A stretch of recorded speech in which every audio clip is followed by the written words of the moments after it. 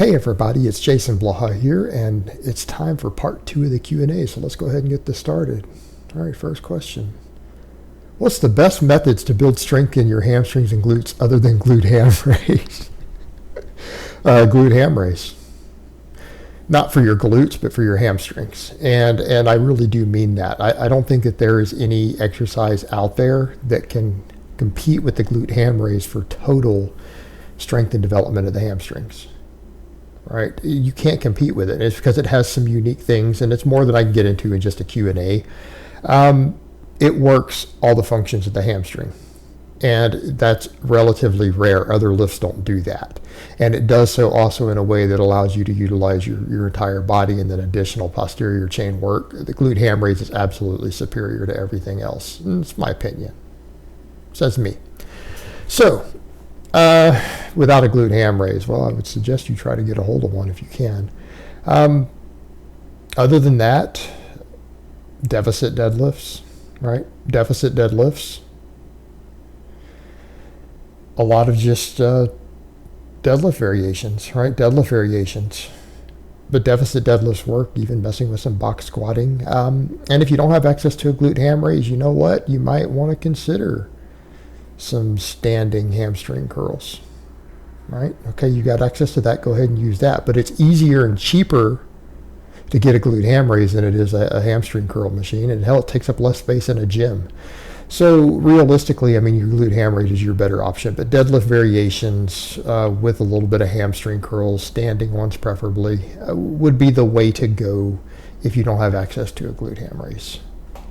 But I kind of have a video that I actually put out recently discussing that for building a home gym. I think a glute ham raise is probably one of the most invaluable pieces of equipment you can have in your home gym. Really is.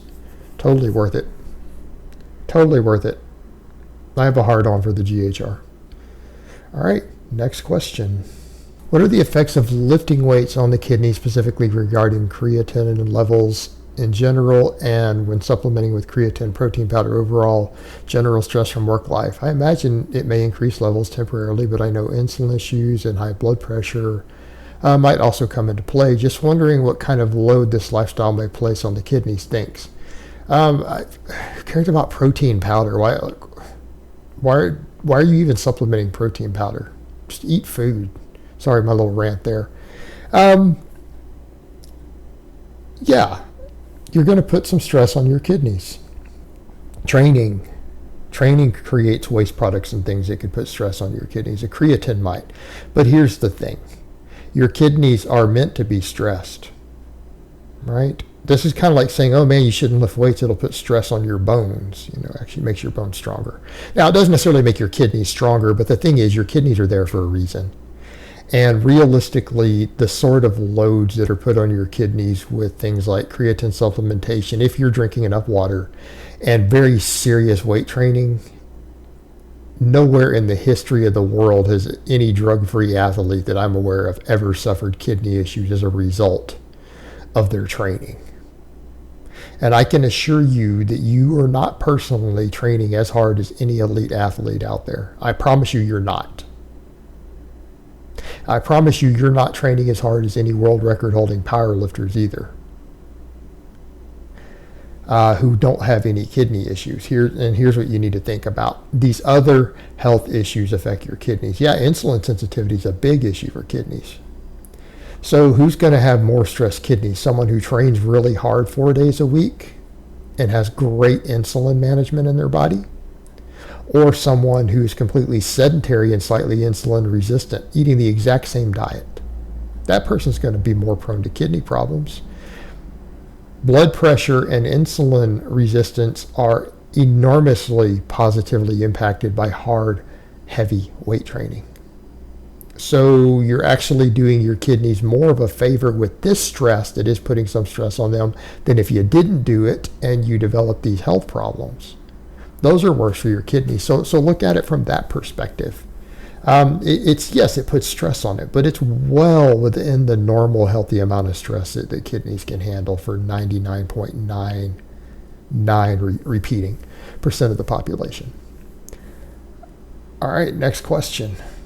Can you make a video on how to correctly find the caloric surplus you should be training at to make strength/size gains? I'm down 75 pounds, and I think once I lose another 20, making me sub 200, I want to be as strong as I can. I don't, however, want to gain all my weight back. All right, well, just a very, very small surplus. I think what you mean is, how do you find maintenance calories after a long cut? That can be the tricky part. Like, a lot of people didn't understand when I regained 6 pounds last year at the end of my cut, that's from calorie surplus. It actually isn't. That's the thing that will throw you off at first. That's just what you need to be aware of when you end a cut where you lose a lot of weight. You're going to regain 5 and maybe even in some cases up to 10 pounds of non-fat weight when you come off of your calorie deficit. Just like all these people, oh man, I lost 8 pounds in the first week on my cut. Oh, I'm so amazing. It's like, no, you dropped 8 pounds of water. You dropped 7 pounds of water and 1 pound of fat. Everybody loses water on the first week of a calorie deficit.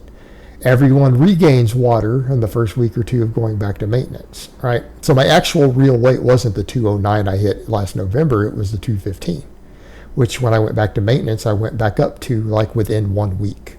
I went 209 to 215 and then I stayed there. And then I think by January I was 218, which is what I've been at this entire year, give or take a pound. So you're just going to have to be aware of that when you go back to closer to maintenance. You're going to gain a little bit of water. What you do after you go back to what you think is your rough maintenance, track your weight every day, track your caloric intake over the course of the next week, and any weight changes after the first week of initial gain will start giving you an idea of what your maintenance calories are. And here's what I'm going to tell you. Don't even go into any sort of surplus right after a cut. Go and find your maintenance. You know what? Spend a couple of weeks, 2, 3, 4 weeks, a month, chilling at maintenance. Find what your maintenance calories are and just chill there for a bit. Undo some of the metabolic adaptations from the fat loss, and then start figuring out a sane way to clean bulk from there. Right? That's what I'm going to recommend. But look at what I've done. I have stayed at maintenance for the last 6 months. Right? I've stayed at just maintenance calories for the last 6 months after my cut. And again, we're talking real people cuts, not bodybuilder cuts. Because bodybuilder cuts, you always get fat again. We're talking about just when you've lost a bunch of body weight. It's fine. You could recomp if you want for a while. Spend some time at maintenance, get your body comfortable with it, and then select from there. But you need to find your maintenance first, rather than worry about what surplus you need to immediately go into. I wouldn't do that after a 75-pound weight loss.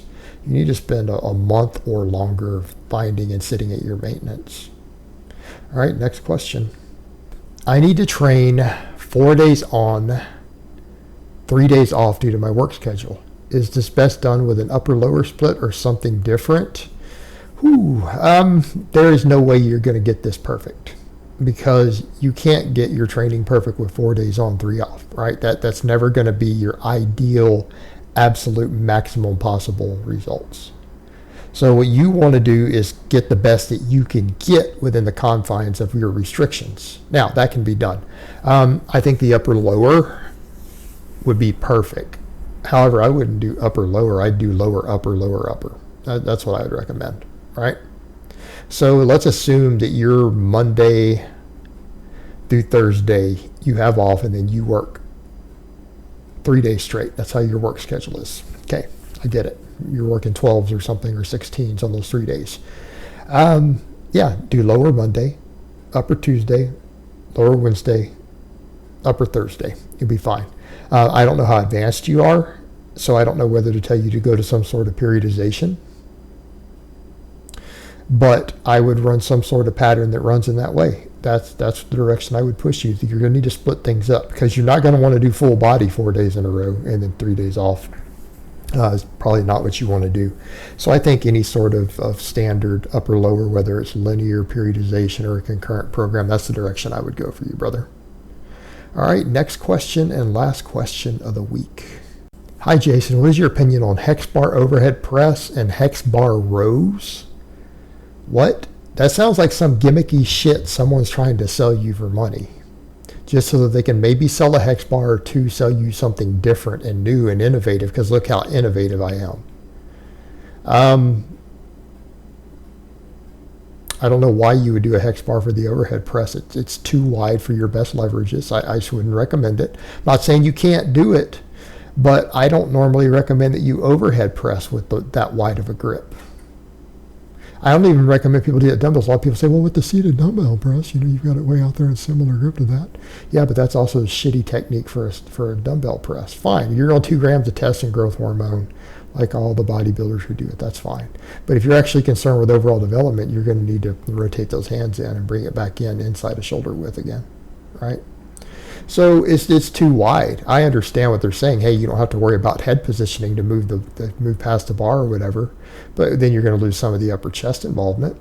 I get that, but it's still too wide. Are they making you a little hex bar that's like similar to a Swiss bar to where you can get it in narrower, or is it like the big trap bar?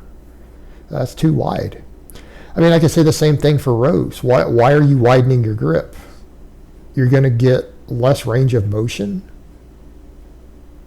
You're going to get less range of motion, and then you're trying to do rows with the hex bar possibly hitting you. Just do them with a barbell. There's literally nothing wrong with a normal pin lay row with a barbell. And again, the hex bar is too wide. You're cutting range of motion out. Right? You're going to get less lat involvement. No, it's just silly. I don't know who's recommending it. I don't know where you got this from, but no, I'm not going to endorse it. I'm not saying it's terrible, but it's certainly not bringing anything special to the table. You can't already get just as well with a barbell, if not better. So no, I'm not really going to endorse it. I mean, fine, you want to do something different just for the hell of it for some exercise variation, knock yourself out. I'm not personally going to program it. I'm not really going to sign off on it other than just maybe an occasional exercise variation. But doesn't sound ideal to me. All right, guys, but that's really all I have to say on that today. I hope it's been informative, and I will talk to you guys next time.